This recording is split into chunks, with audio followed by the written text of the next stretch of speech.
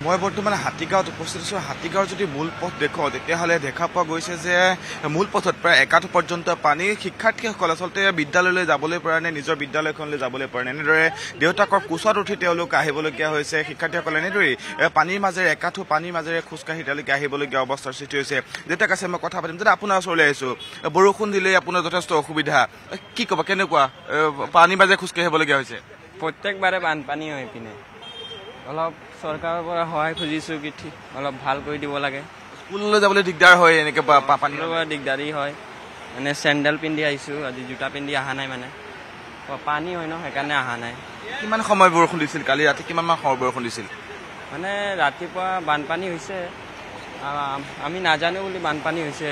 স্কুলৰ কাৰণে যাব লাগে, কিবা টেষ্ট আছে স্পকিং ইংলিছৰ, সেইকাৰণে যাব লাগে। টেষ্টৰ কাৰণে যাব লাগে, হয় নিশ্চয়কৈ। আচলতে জনতা মই যদি কওঁ তেতিয়াহ'লে দেখা পালে যে আচলতে বিদ্যালয়সমূহত যিটো পৰীক্ষাৰ সময় বা পৰীক্ষা হৈ আছে, পৰীক্ষা হৈ থকা স্বত্তেও আচলতে ছাত্ৰ ছাত্ৰীসকল বিদ্যালয়লৈ যাবলৈ পৰা নাই। আৰু দেখুৱাইছোঁ যিসমূহ দুচকীয়া চাৰিচকীয়া বাহন আহিছে, সেই বাহনসমূহ মাজ ৰাস্তাতে আবদ্ধ হৈ পৰিছে।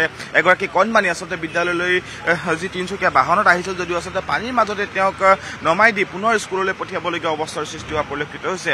মহানগৰীৰ অকল এই হাতীগাঁৱই নহয়, সমান্তৰালকৈ আমবাৰীতো এবাৰ পানী হৈছে, সমান্তৰালকৈ অনিল নগৰ, নবীন নগৰ, বিভিন্ন ঠাইত আচলতে মহানগৰীৰ যি এই পানী আচলতে কৃত্ৰিম বানপানী ক'বলৈ পৰা দেখিবলৈ পোৱা গৈছে। বিভিন্ন আমি ঠাইসমূহৰ পৰিৱেশ দেখুৱাইছোঁ, সমান্তৰালকৈ আমি হাতীগাঁৱৰ পৰিৱেশ দেখুৱাইছোঁ। আচলতে এজাক বৰষুণ, নিশা অহা প্ৰায় এজাক বৰষুণৰ পিছতে মহানগৰীৰ এই অৱস্থা।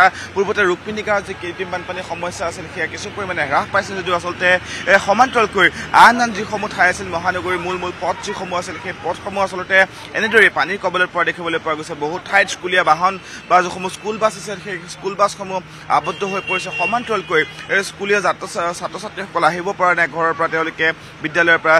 বহু ঠাইত আচলতে দুচকীয়া চাৰিচকীয়া যিসমূহ বাহন আছে সেই বাহনসমূহ বিকল হৈ পৰা দেখিবলৈ পোৱা গৈছে। আৰু আমি গোটেই যদি পৰিৱেশটো দেখুওৱা বা মহানগৰীৰ যিসমূহ পৰিৱেশৰ কথা কওঁ তেতিয়াহ'লে একেই পৰিৱেশ, প্ৰতি ঠাইতে আচলতে একে ধৰণৰ পৰিৱেশ। আৰু ছাত্ৰ ছাত্ৰীসকলক বা কণ যিসমূহ ছাত্ৰ ছাত্ৰী আছে সেই ছাত্ৰ ছাত্ৰীসকলক তেওঁলোকে বিদ্যালয়লৈ লৈ যাবলৈ যথেষ্ট অসুবিধাৰ সৃষ্টি হৈছে।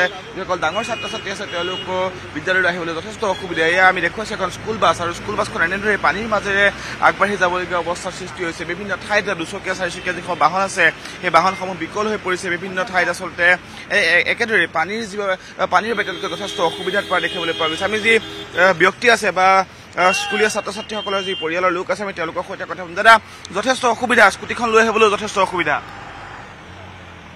स्कूल जाना है तो वो जो स्कूटी है वो ले जाने के लिए आपका प्रॉब्लम हो रहा है? जी, बहुत प्रॉब्लम हो रहा है। क्या बोल सकते हैं आप, क्या बोलेंगे? वो इतना फ्लड है, ले नहीं जा सकता, क्या बोलेंगे? ये यहाँ पे तो जब भी बारिश होता है फिर पानी आ जाता है। थोड़ा सा भी बारिश होगा ये पूरा पानी से भर जाता है हाथीगांव एरिया। अभी हम उधर से हाउसपेट से आ रहे हैं, सिजुवारी में पानी है, इधर हाथीगांव में पानी है। यहाँ पे स्कूल पहुँच गए, फिर भी यहाँ पे बारिश का पानी बहुत ज़्यादा है।